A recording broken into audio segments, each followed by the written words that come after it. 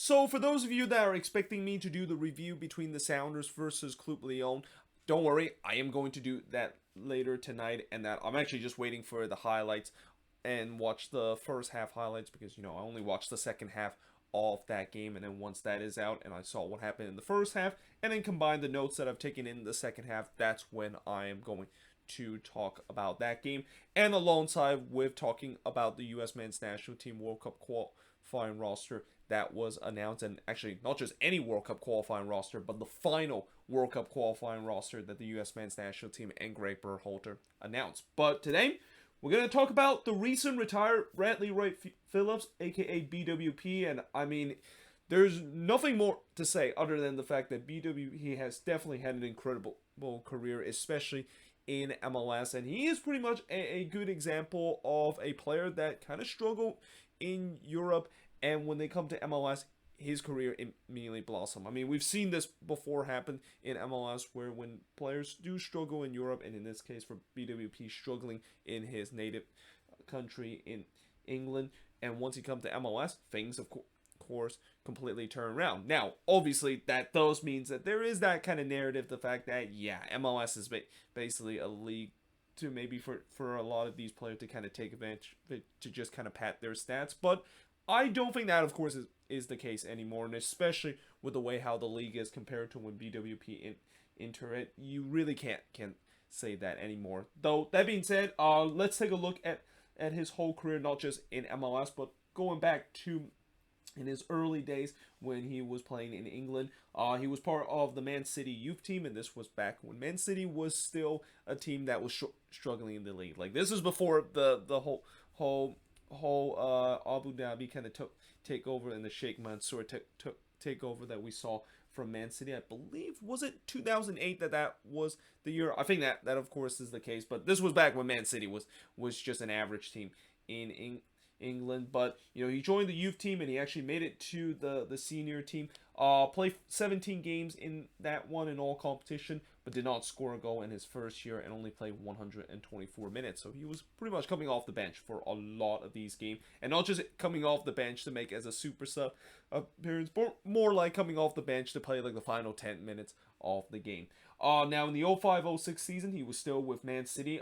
He had more appearances this time with 23 appearances, and actually scored his first goal in his career during that season, but he only had 398 minutes, again, just mostly used as a sub during that year.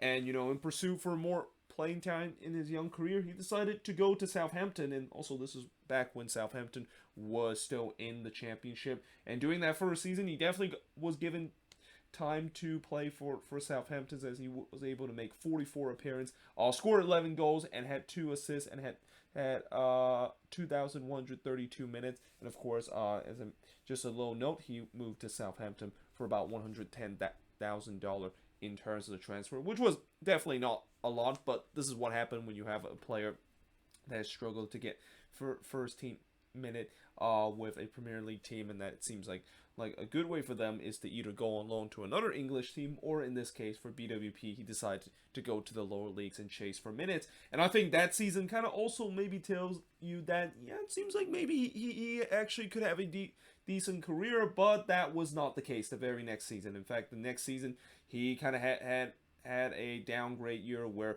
despite the fact that he also appeared almost the same amount of appearance, 43 appearance to be exact, he only scored 8 goals and assisted for that season, and played 2,643 minutes. The following year would turn out to be the last year that he was with Southampton.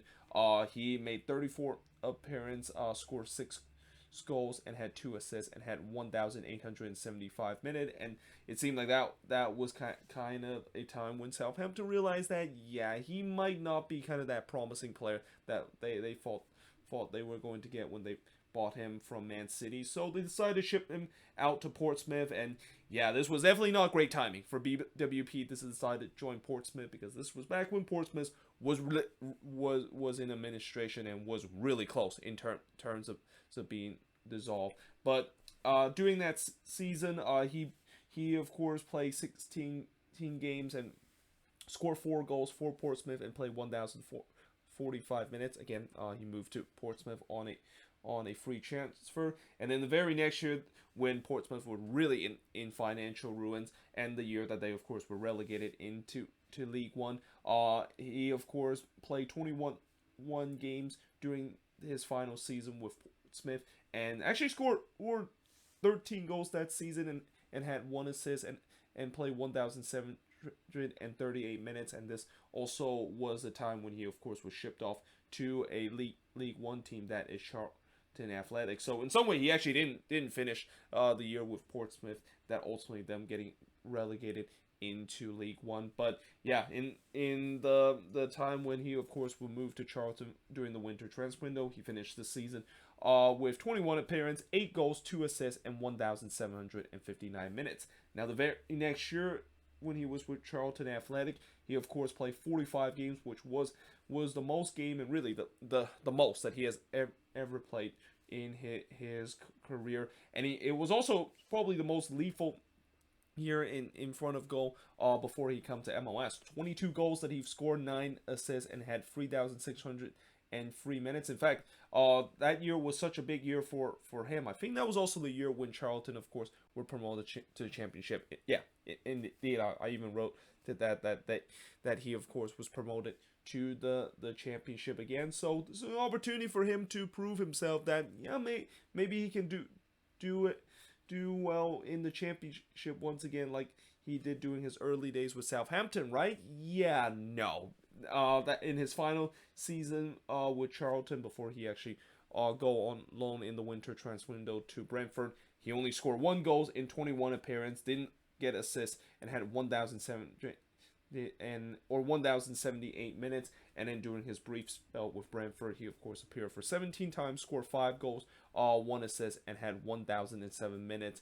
And of course, as I mentioned, he, of course, was loaned to there for only 6 months. So this also was a time when, it seems like Bradley Wright Phillips decided to make a very bold move, and that is decided to go to MLS. I mean, during this time, we have seen before where some players in Europe, when they don't cut it out, they do go to MLS and hope that maybe they can revive their career. But it's also at a time where, MLS back in the early 2010s, it's still a league that it is known to be kind of a retirement league, because there's a lot of these aging superstar players that is part of that league. I mean, David Beckham is a big example of it. But when BWP decided to join the Red Bulls, this was a team that still had the likes of Thierry Henry and Tim Cahill on their team. And it was kind of also interesting that he decided to go there, because I guess maybe the Red Bulls decided to sign this guy hoping that he's going to be the next Thierry Henry, even though technically when you look at his career number, it has come nothing close. The fact that he is going to be the guy that is gonna be the next Thierry Henry for this New York Red Bulls team.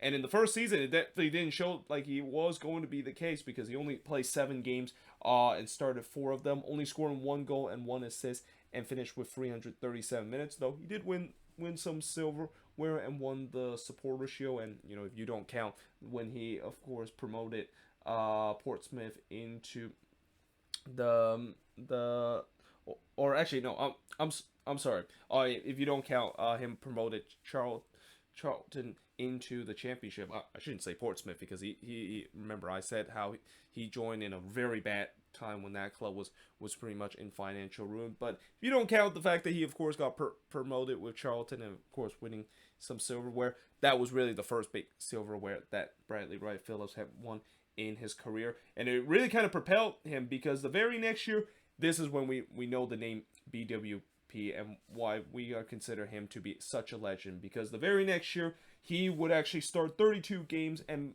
or actually play 32 games and start 29 of them, and score 27 goals that season, tying the record that Chris Wondolowski, of course, set back in 2012, and had 2 assists that season for a total minutes at 2,573 minutes. And this is also kind of when Red Bulls fans have realized that they might have just found their next Thierry Henry, because this was actually the last season that Thierry Henry basically played for the Red Bulls. But BWP, with the way that he had such a record amount of here, it seems like he is going to be the guy that is going to be maybe even better than what Thierry Henry was when he was with the Red Bulls. I mean, don't get me wrong, Thierry Henry was great with the Red Bulls, but he was definitely not as great as during the prime year when Thierry Henry was part of that Arsenal team and later joining Barcelona.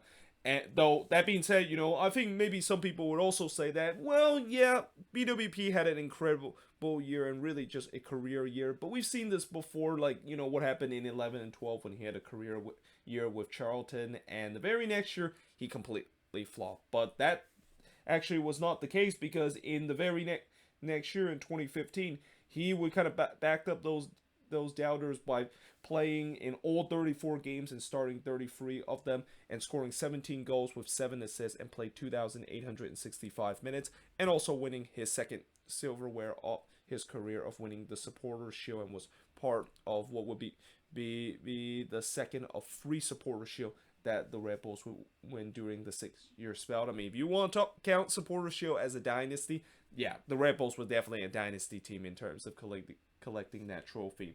But in the very next year, he of course once again played all 34 games and started 32 of them. And that the next year he even upped his tally from the previous year, 24 goals during that season, his second most lethal year, besides that record-breaking year that he had in 2014. 5 assists and played 2,761 minutes. The very next season in 2017, he played 32 games, started 29 of them, but also scoring 17 goals to match his goal tally in 2015, and had 1 assist and had 2,560 minutes. Before in the very next year, this was when BWP basically broke the record in terms of the fastest player to ever reach 100 goals in MLS. I think it was like only what was it, like 150 appearance that BWP of course has with this Red Bulls team, and he of course broke it back in July. I forgot who was the opponent that he of course broke it with, but I remember that he broke it back in July of 2018, and that year was also an incredible year for BWP too, and especially for the New York Red Bulls because they once again won their 3rd Supporters' Shield, beating Atlanta United on the final day. And during that year, he played 32 games, 28 of them was starts, 20 goals, 8 assists, and even guiding this team all the way in the Eastern Conference Final, which at that point, I'm pretty sure Red Bulls fan would not want to kind of mention what happened after when they made it to the Eastern Conference when they had to face Atlanta United in that Eastern Conference Final. But the very next year in 2019, this is when kind of the beginning to the end comes for BWP, where he only played 24 games and started 9 of them and scored 2 goals with 4 assists and only played 1,098 minutes. I mean, keep in mind, BWP was starting to kind of age a little bit, and especially he also had some injury concern down the stretch. So this is kind of the time when the Red Bulls feel like that, yeah, maybe it is finally time to move on from him. And especially, one thing we know about the Red Bulls is that, as much as we have seen players that have come into their team and made a name of their team, they're not afraid in terms of letting them go and basically trading to another team. Like, this is a team that I've said before, it feels like every single year, well, not every single year, but every 2 years, they always tends to send their captain to another team. And I know Red Bulls fans definitely don't like to see that. But, that's just the thing about the Red Bulls. They're very lethal in terms of some of the decision, and they're not afraid to get rid of some of their leaders if they feel like they need to, of course, move on from them. Or maybe they have found a better player in replace of them. So, yeah, obviously that was the final year for BWP with the Red Bulls before. In 2020, he, of course, joined LAFC on a free transfer. I mean, during that year, there was a lot of talks of where exactly BWP is going to go now that the Red Bulls decided to not renew his contract, and LAFC turns out to be the destination, and it makes perfect sense too, because, we know that at that point, it was pretty clear that BWP, even though he was getting up to that age, he still have some left in the tank, and this was definitely a good depth piece that LAFC can have in terms of really getting themselves over the line after them suffering a disappointing loss in the Western Conference Final against the Seattle Sounders last season.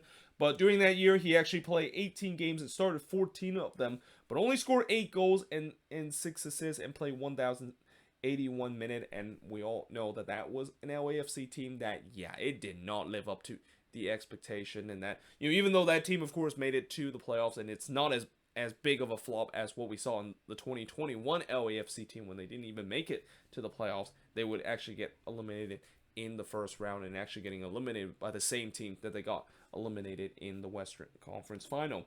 And then in 2021, it seems like LAFC did not want to re-sign BWP, so here comes the Columbus Crew, decided to give BWP a try, and knowing the fact that, you know, we talked about this is another crew team that it seems like they were destined to repeat as MLS Cup champion with so much depth in their team, and it just feels like them adding BWP was just not fair whatsoever.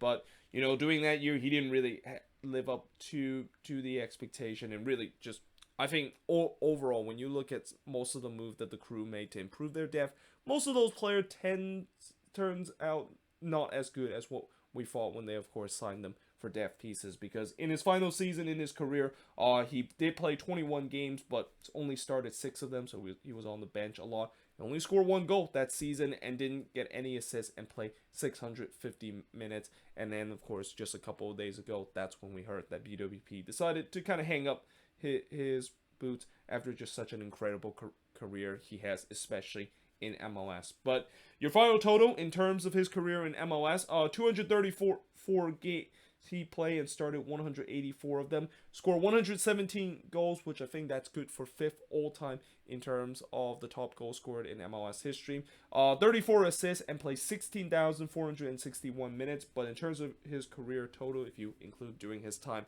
in England, he of course played 590 games, and had 216 goals with 58 assists, and played 38,383 minutes to wrap up his career. But yeah, again, what a career that BWP definitely has. And, you know, we know that now recently he has now joined the front office of the Red Bulls. So he's kind of a guy that, you know, anytime when I do these kind of career videos, especially talk about some legendary player that play in MLS, I've always kind of talked about how it's going to be interesting to see what their next step is, and maybe are they going to be going into coaching. Well, for BWP, we already kind of know the answer of where he's going to be going, and that of course is the front office with the Red Bulls. And yeah, I wish him the best in terms of that, and it kind of makes sense, the fact that he decided to stay with the Red Bulls organization, because I know Red Bulls fans dearly love BWP, and it's definitely was kind of a bittersweet moment to see